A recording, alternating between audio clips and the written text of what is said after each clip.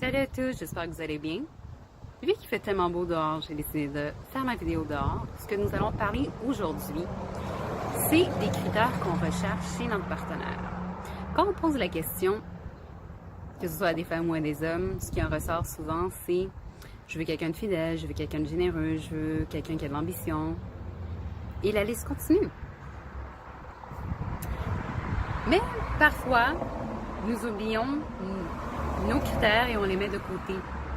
Plusieurs raisons, peut-être parce que on a une pression sociale, parce qu'on est désespéré d'être en couple,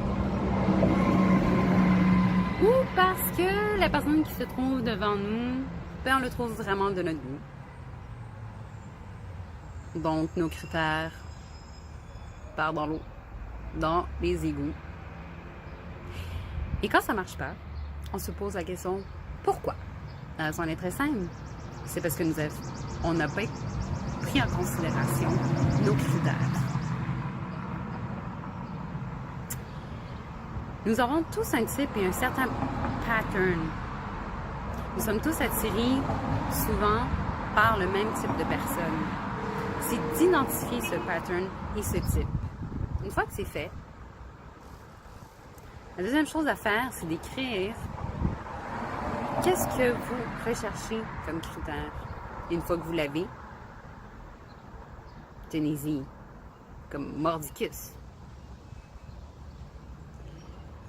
C'est vrai que ça se peut que ça prenne du temps avant que vous puissiez trouver cette personne.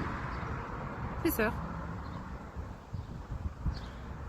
L'avantage de savoir ce qu'on veut et ce qu'on recherche chez une personne, c'est que dès qu'on rencontre une personne et que cette personne ne rencontre pas ses critères, c'est plus facile de naviguer au travers afin de trouver la personne qu'on recherche.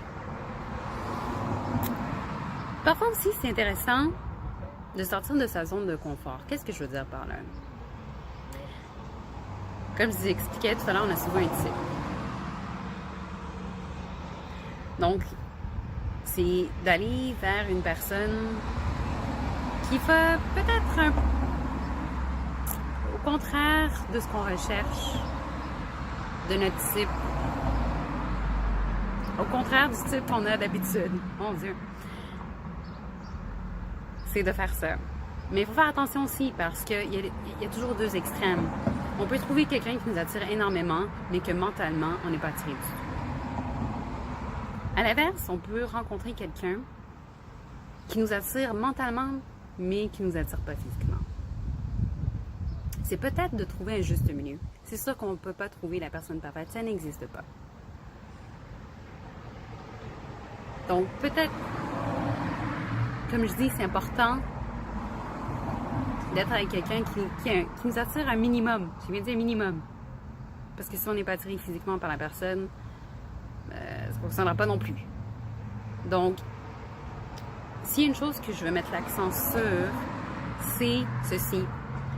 Nos critères vont faire peur seulement aux personnes qui ne sont pas faites pour nous. Je vais me répéter.